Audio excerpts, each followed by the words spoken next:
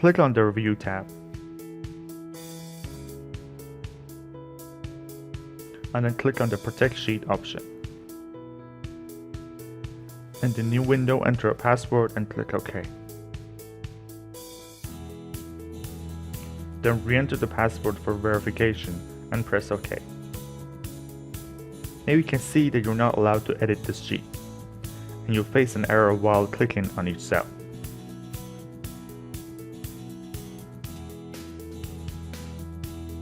But the other sheets are editable.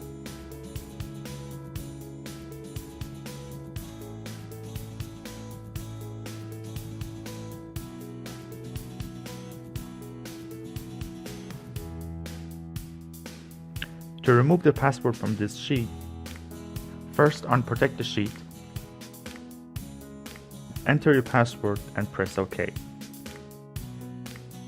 Now you are able to edit this sheet again.